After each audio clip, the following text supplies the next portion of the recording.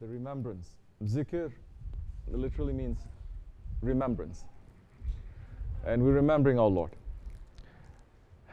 This is outside of the obligations that we have to do. We have to pray 5 times a day. We have to fast. We have to go to the Hajj, give zakat. But this is outside. These are what is called supererogatory worship.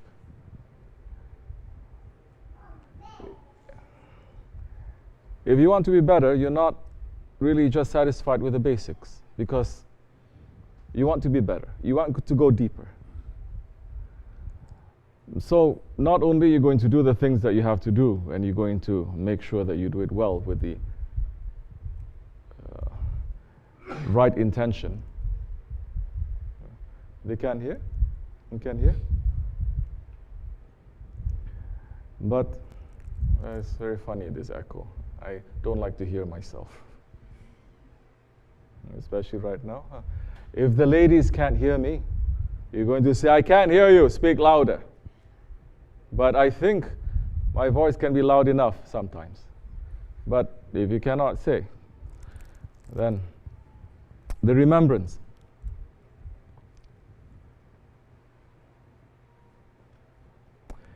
There are 40 main Sufi orders, and every one of them has a different way of remembering. Like we said, the Mevlevi order of Mevlana Rumi. Okay, the Mevlevi order of the Mevlana Rumi. Can you hear me? Not well. Okay. Turn it on a little bit more. Maybe bring that a little bit closer to them. I think because the air is also very humid. I'm trying to find an excuse. That's why.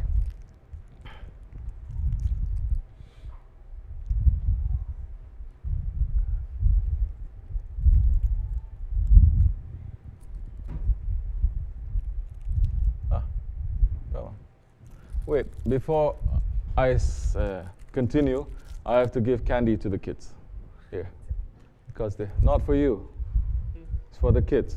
I know you're a big kid, but it's for the little kids, because they've been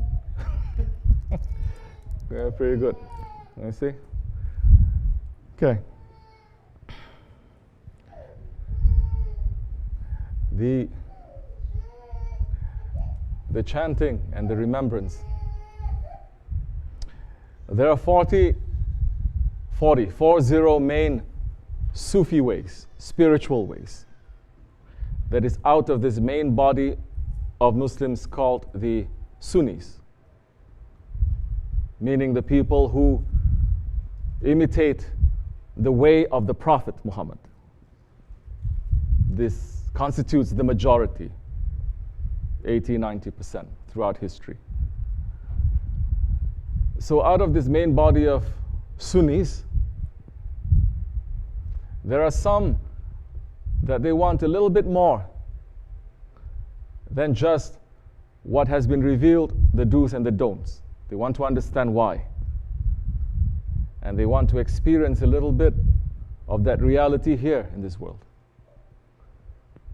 So 40 spiritual, mystical orders that started from the time of the Prophet, that he gave to some of his companions, not to everyone, because certain knowledges, they're not for everyone. Until they have learned how to learn, until they have learned how to understand. It is very easy then for certain things to be misunderstood. So for those who aspire more, who can understand more, this is for them. So 40 main Sufi orders, and every Sufi order has a different way of chanting, remembrance. Like what we say, the whirling dervishes, they whirl and they remember. There are some, one of the biggest, if not the biggest, Sufi group called the Qadiris, following Shaykh Abdulkerim Gailani, Qaddasallahu Sir, may Allah sanctify his secret. Ameen.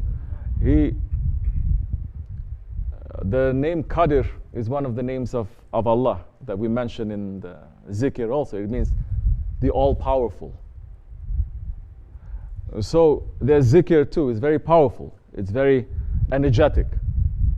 People get up and they move. And in the Nakshibendi zikr, and we are one of the 40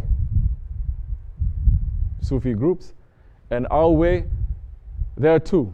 One is the open or loud zikr. This is what we're doing. We're sitting and we're remembering with our voices. And there's another way which is called the silent way, the secret way, in which we gather and we remember without saying a word. All that zikr is in our heart. So, this is all coming from the verse from the Quran. Because there are so many who say, where is the basis of this? Well, we talk about a new group that came out 150 years ago that starts to question everything that was in Islam for 1400 years. They say, well, where is this in the book? Although it's been an established tradition, Allah is saying in the Quran, remember me and I will remember you. And there's so many other verses in the Quran that says to remember. So what we did just now is to pull ourselves away from this world, from our thinkings, from our problems, from ourselves, and to try to be with our Lord. They're saying in Islam, our Lord, Allah, is closer to us than our jugular vein. But we are very far away from our Lord. So the zikr is a way to remember to be with our Lord. To sit down and to say, you're remembering me all the time. You'd never forget me for an instant. But I'm always forgetting you. I just want to be here to be with you. And in the Sufi tradition, in reality, everything that we do, the 5 prayers, the giving of charity, going to the Hajj, fasting, everything that we do is in remembrance of our Lord. But the difference is, sometimes we can be doing all these outward actions, but in our heart we know we're not remembering. We know that we can be guilty of performing a prayer, but our heart is busy not with our Lord, busy with the world, planning, cooking, eating, whatever it is. We know that we can be guilty when we give charity, but in that giving of charity, there is arrogance.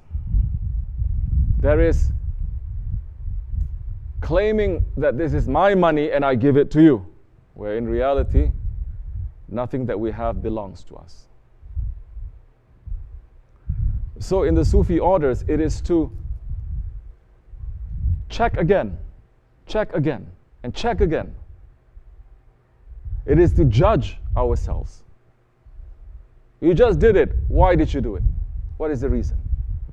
Is it because that one was there and you're trying to say something? You just worship. Why did you worship? For many, we're not saying it is wrong. For many, they worship to get something back. So God becomes like Santa Claus. I've been good, so I deserve this. That level of faith has not passed superstition. I do something good to you, you must do something good to me. That is the deal that we're making. I'm not saying it is wrong, because our Lord says, ask from me. But there are those who goes deeper and they say, you are my Lord. Whether you give or you don't give, you deserve to be remembered. You deserve to be worshipped. This is when ashq, love and passion comes in. This is when love comes in, that it doesn't ask for anything in return. It is about giving. This is when love comes in and it says, I don't exist, you exist. When we say La ilaha illallah, implicit in that is we're denying even our own existence, which in reality we don't exist. Only the Lord exists. So we are just practicing. We're practicing. We're imitating the holy ones. But they've reached. And they're showing us, if you like, this is the path. Sufism, tariqat, means path, a way. So in this order especially, we are concentrating on the ego. It is not practices, it is not fasting, it is not knowledge, it is the ego. It is understanding yourself. I don't like to use the word Islamic psychology. But it is learning yourself. Because the Prophet says, the one who knows himself, he knows his Lord. This is a way that has been established for 1400 years. And we see it has produced results. And what we want is to remember our Lord. Because everything else is going to pass. Everything else is going to fade. Our looks, our youth, our children, our parents, our wealth, everything that, our thoughts, our knowledge, our ideologies, everything is going to pass. And the Sufis are taught,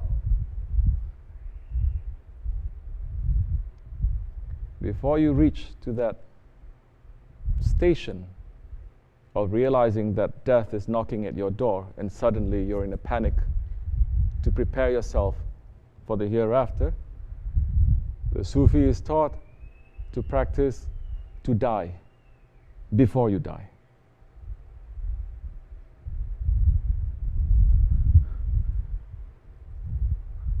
What is important to us? Our family. Is this making you? Are they helping you to come closer to that reality, to your Lord? Yes. They are a source of support to you. There are many amongst us here, especially the young ones, and they have jobs, they have work, they have responsibilities, they're married, they're not leaving this world and running up the mountain to become a shepherd. Some did, but not all. But there are many who are here with us. The parents, although they are Sunnis, although they have some Sufi leanings, they say, don't do that. Don't listen to a man here sitting and speaking and telling you what your religion is. You have intelligence, read the book, because he's going to brainwash you. That, given with the hatred of traditional and Sufi Islam by the own Muslims, we're up against a huge tidal wave, but we stand. If we are, to borrow from the Bible, a lone voice in the wilderness, it's okay, our Lord is with us. And we're following the tradition of all those ones who have been the lone voices in the wilderness. This wilderness is not real, it'll pass. That lone voice, that one is real. So we're taught slowly, what are our desires? What are our attachment to this world? What is that evil side of ourselves, the demonic side of ourselves? And what is our own ego? These are the four enemies to man in the Nakshibendi order.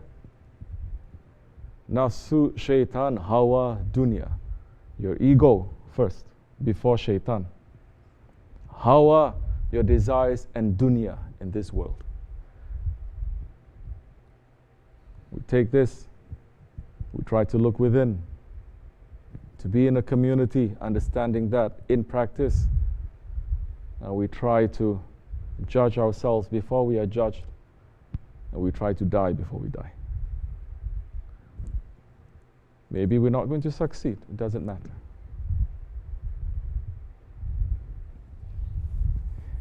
There is a story in the Quran when Nimrod built a huge fire to throw Abraham, his friend, into that fire. there was an ant with a broken leg who was carrying a drop, not even a drop of water, in its mouth, and it was walking. And Allah said to an angel, go down into this world and ask that ant, what is it trying to do? And that ant replied to the angel saying, I'm here to put out the fire of Namrud. The angel is saying, oh ant, what can you do? That fire is so huge, it can be seen all the way in Iraq. That ant with a broken leg says, I don't care. Abraham is the only one right now who is a friend of his Lord. I'm here to put out that fire. And because of that intention of that ant, our Lord says, he is my beloved. And he will be with me, next to me on the day of judgment. An ant. What about mankind that Allah has created to represent him? Like I said, we're not here wishing for perfection or wishing for success. Our purpose here is to try sincerely, because even in that trying, in reality, that effort for a believer is not coming from him. It is coming from his Lord. And as much submission that he has according to that much more power comes. And if we die before we can reach to the fire, doesn't matter. But we ask, may our efforts be accepted by our Lord, inshallah. Anyone who likes, they are welcome. Anyone who doesn't like, you are welcome too. Welcome to those who come, farewell to those who leave. Our Shaykh is saying, if you find something in these words that is going to be useful to you, take it. If you don't like it, leave it. I will take it. I need it. I need it. May Allah forgive me. Wa min Allahu tawfiq. Al-Fatiha. Welcome to you. Welcome to our guests, inshallah. This much is enough. Assalamu alaikum.